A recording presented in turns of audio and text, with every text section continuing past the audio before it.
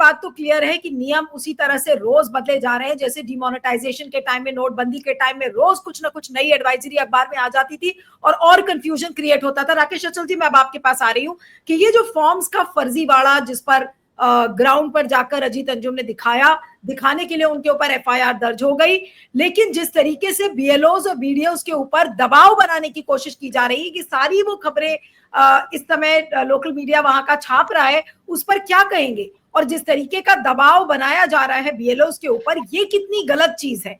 अगर आज कोई बीएलओ कोर्ट चला जाए, मुझे नहीं पता वो करेंगे या नहीं करेंगे क्योंकि सब सरकारी मुलाजिम है, बहुत हिम्मत चाहिए इस चीज के लिए, लेकिन जिस तरीके का प्रेशर उनके ऊपर इस समय डाला जा रहा है, और ये प्रेशर किस लिए?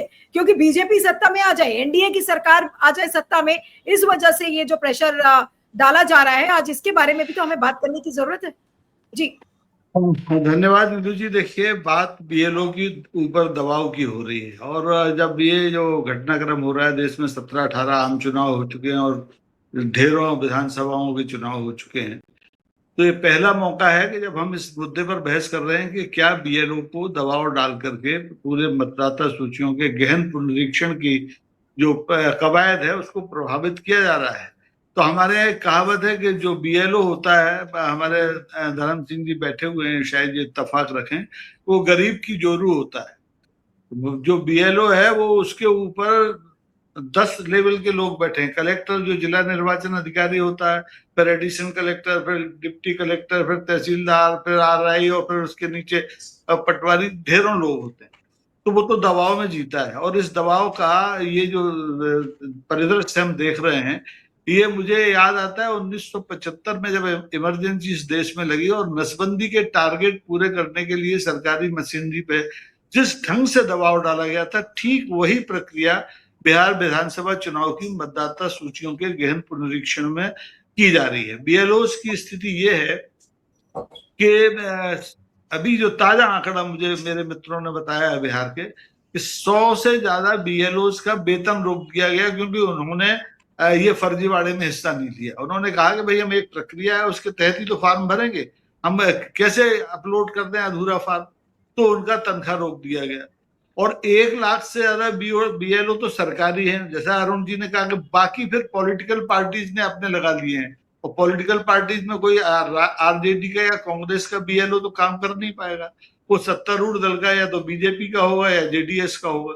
तो ये सब मिलकर के फर्जीवाड़ा सिर्फ इसलिए कर रहे हैं कि चुनाव आयोग ने और भारत की सरकार ने, जो कि डबल इंजन की सरकार यहाँ चलाना चाहती है दोबारा से बिहार में, उसने तय कर लिया, उसने अपना प्रतिष्ठा का प्रश्न बना लिया है कि आप सर्वोच्च न्यायालय में गए क्यों हमारी इस प्रक्रिया को चुनौती देने।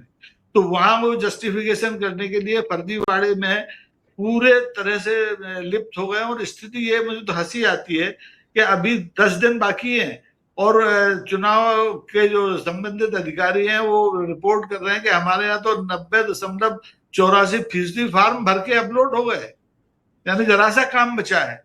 तो अभी सिद्धार्थ ने जैसे गणित करके बताया कि एक वोटर से मिलने के लिए आपके पास कुल 3 मिनट है, और 3 मिनट में आप कुछ नहीं कर सकते। मुझे अपने मतदाता सूची का नाम एक जगह से दूसरी जगह ले जाने में 1 हफ्ते का समय लगा था पिछले लोकसभा चुनाव, क्योंकि मेरे घर का पता बदल गया था। तो ये संभव ही नहीं है, क्योंकि बिहार का जो भूगोल है आप सब जानते हैं, नदियों का प्रदेश है, कटा हुआ, आवागमन के साधन नहीं है, लोग नावों से जाते हैं, कहीं बैलगाड़ी से जाना पड़ता है, वहां बीएलओ घर घर जाकर के ये प्रक्रिया पूरी नहीं कर सकता है।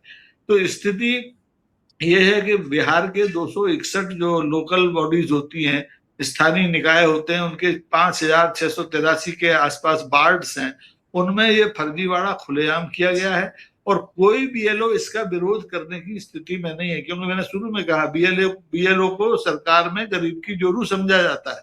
वो अपनी नौकरी बचाए, अपना नियमित ड्यूटी करे, और उसके बाद में जब वो ये अपना चुनाव का काम करे, और चुनाव के कार्य को कह देते हैं कि ये इमरजेंसी या राष्ट्र हित का काम है, सबसे महत्वपूर्ण काम है, इससे आप इनकार नहीं कर सकते। कई बार तो ये स्थितियां होती हैं कि जब मतदाता सूचियों के पुनरीक्षण से लेके मतदान और मतगणना तक में उन कर्मचारियों की ड्यूटी लगा दी जाती है जो इमरजेंसी ड्यूटी में है, यानी कि जो बिजली घर में काम कर रहे हैं, जो अस्पताल में काम कर रहे हैं, उन तक को नहीं छोड़ा जाता।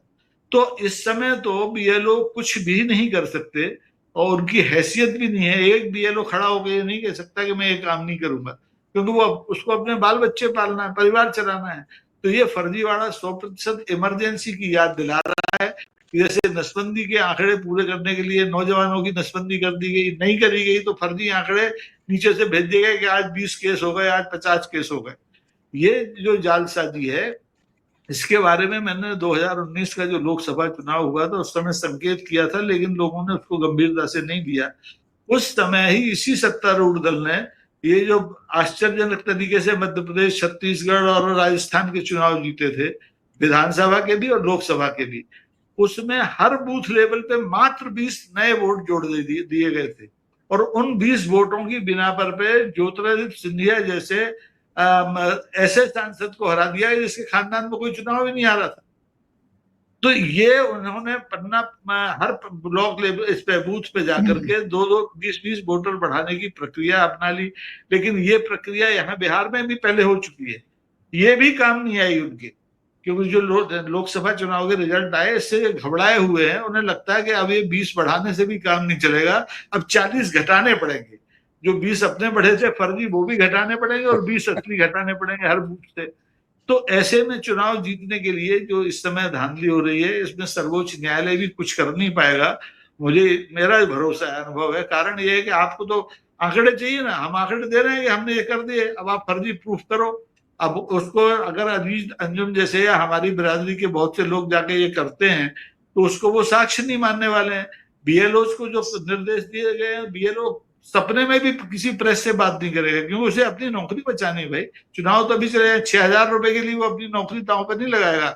और ये जो मानदेय 6,000 मिलता है, ये पूरे साल मतदाता सूचियों के पुनरीक्षण का काम चलता है, कभी नाम हटते हैं कभी जुड़ते हैं, उसके बदले में मिलता है। तो उसको ये लालच नहीं है 6,000 का, उसको दिक्कत है कि वो अपनी नौकरी बचाए रखे बीएलओ। तो बीएलओ के नाम पर जो फर्जीवाड़ा हुआ है वो निश्चित तौर पर बहुत शर्मनाक है, आपातकाल की याद दिला रहा है। और विपक्षी दलों ने बंद किया, सुप्रीम कोर्ट चले गए, उसके बाद भी ये सरकार, ये चुनाव आयोग इसको प्रतिष्ठा से जोड़ के रखा है और हर सूरत में अगली तारीख पर ये प्रमाणित करेगा सर्वोच्च न्यायालय में कि कोई जालसाजी नहीं हुई है, सब बढ़िया हुआ है। लेकिन हकीकत यह है कि पूरा फर्जीवाड़ा है। मुझे नहीं लगता कि आधी मतदाता सूचियों का भी पुनरीक्षण इस ढंग से किया जा सका होगा सही तौर पर। ये घर में बैठ के आप फॉर्म भर दीजिए, अपलोड कर दीजिए, फर्जी दस्तखत बना लीजिए, वो काम चल रहा है। जी।